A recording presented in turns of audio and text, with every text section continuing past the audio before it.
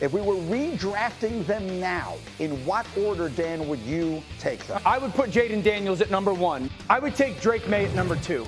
I am fascinated with how well he has played. If you're in New England, you got to be freaking giddy about this kid. This is where I wrestled at 3 and 4 because Drake May almost went number 1 for me. Caleb Williams would still be at number 3. I would still have Bo Nix at 4, but again, I wrestled and thought about putting him at 3 and Caleb at 4. The place you go and who you go with, I think is equally as important, if not more, than the actual talent. So ESPN did a segment this morning where they took Bo Nix, Jaden Daniels, Caleb Williams, and Drake May, and they decided who would they take first in a redraft, essentially betting on the future of these quarterbacks. And the majority, actually, I think everyone on the desk ended up putting Jaden Daniels number 1, and then it was a toss-up between Drake May and Caleb Williams, but everyone had Bo Nix at number 4. And it reminds me back when he was drafted, where the grades were coming in as a D plus, a C minus. I think the highest I saw was a B minus, saying that he was the 12th overall pick only because the other quarterbacks were already gone and Denver didn't have a second rounder. But I look at it as if Bo Nix was clearly worthy of going number 12, if not higher, just because of the amount of experience he had. So he's coming in ready to go. He was accurate, didn't turn the ball over, didn't take sacks, got rid of it out of his hands quickly, which is what Caleb Williams has struggled with arguably the most. And he goes to Denver, a team that didn't have the best amount of talent around him. Sean Payton is a future Hall of Fame coach, but the offensive line, I would say, is pretty much average at best. Cortland Sutton's very good, but he's not a wide receiver 1. Javonte Williams, who has gotten going late, but up until like last week, there was some serious doubt about if Audric Estime, the rookie, would take over. Jill McLaughlin's gotten touches, and Tyler Baday's on the IR. And then, of course, the tight end position is without question the weakest in the NFL.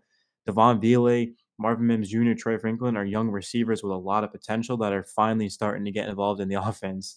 And to this point, I mean, we're all the way up until, what week are we in? We're at week 12.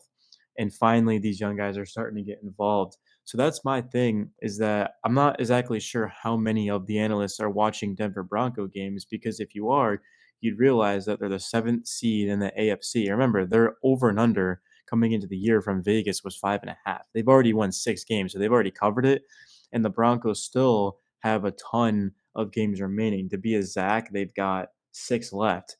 Las Vegas on Sunday, who's one of the worst defenses in football, Cleveland, Indianapolis, Los Angeles Chargers, Cincinnati, and Kansas City. So the Broncos, they're up for a playoff spot right now. They currently have a 60% chance to make it. If they beat the Raiders, which I assume they will go up to a 69, which is nice. And then the Colts as well. They're at 5-6, but they've got the Lions this week. They also have to take on the Broncos in Denver. That's going to be a tough game for them from someone who's seen every Colts game this year. The Dolphins and Bengals aren't eliminated, but it's highly improbable that they're going to be able to catch the Broncos. And I would not be surprised at all if the Ravens actually end up losing against the Chargers. The Broncos beat the Raiders, beat the Browns, and all of a sudden we're talking about eventually the Broncos being able to pass the Ravens and get to that 6th seed, which would set them up against potentially the Pittsburgh Steelers in the first round, which would be a very, very good game. 2 high-level defenses. The last time they played, teams are much different places, but that game was 13-6. And if you go to that, look at how Bo Nix has played since then. And that one, he threw a crucial red zone interception. If he doesn't make that, they probably win that game. He kind of got going late. But just compare where Bo Nix is now versus to start the season. He didn't have a touchdown pass all the way up until what game is it? What's it, the Raiders game? I mean, Bo Nix is just night and day better than he was, of course, at the start of the season. But even if we look at the pure statistics, which is how we measure these quarterbacks, also you do have to look at the tape, all 22, things like that. But Bo Nix, let's compare him to Jaden Daniels, who, if it were up to me and I had the number 1 overall pick in a redraft, if I'm Chicago Bears, I'm taking Jaden Daniels. So let's talk about it. Yeah, looking at Jaden Daniels' numbers, he's got a 68.7 completion, 2,338 yards, 10 touchdowns, 3 interceptions, 7.95 yards per attempt. In terms of his weapons, they're not much different from Bo Nix besides having Terry McLaurin. That's a huge difference, obviously. Diami Brown, they've got Noah Brown, Luke McCaffrey. They've got as well Zach Ertz, who's really good. They did draft Ben Sinnott, who's been kind of quiet this year. Austin Eckler, Brian Robinson Jr. The offensive line's like, he's got some good pieces on it. I like Tyler Biadasz. I like Sam Cosmi a lot. Brandon Coleman, young guy. Of course, I think he was a, 3rd round pick? He was a third-round pick in 2024, so they've got a pretty solid offensive line. Cliff Kingsbury is a huge advantage. So I think really similar to what Bo Nix has had, but the main difference is that, well, the Broncos are taking on like $100 million of dead cap hit for Russell Wilson, so they weren't able to upgrade their roster as much as they would have liked. The Commanders spent probably as much money, if not more money, than anyone in the league, so that's a huge thing as well. But in terms of just their numbers, Bo Nix, 65.5% completion, 2,275 yards, 14 touchdowns, 6 interceptions, 6.37 yards per attempt. We also have to add context and look at what's been happening the past couple of games because Daniels hasn't thrown a touchdown pass in 2 weeks, and his completion rate has fallen significantly over the past month and a half.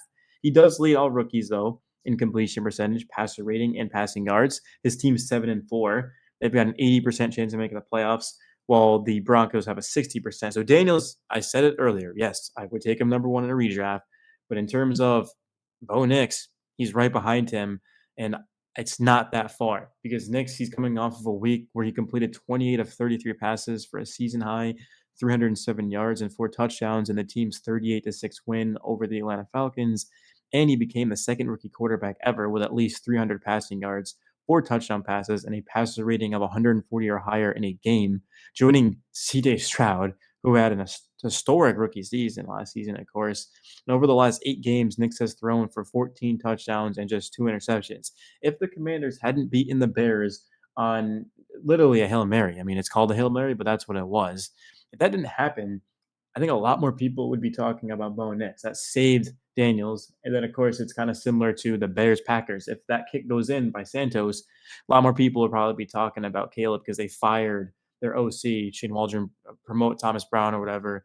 So just things like plays like that go your way or they don't can change the outlook of these guys. But looking at Daniels and Nix, I mean, we're looking at Daniels is better in rushing yards, QB rating, rushing yards per attempt. Offensive interceptions, Nix has 6, Daniels has 3. So that's an advantage towards Daniels. Passing touchdowns, Nix advantage 14 to Daniels 10. Passing yards per attempt, 6.4 for Nix, 8 for Daniels. But a lot of that is having Terry McLaurin.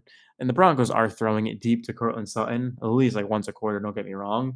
And then yards passing, Daniels 2,338 to Nix's 2,275. But again, that's Jaden Daniels. Jaden Daniels is, to me, in a league of his own right now. And then in terms of behind him, I'd put Bo Nix.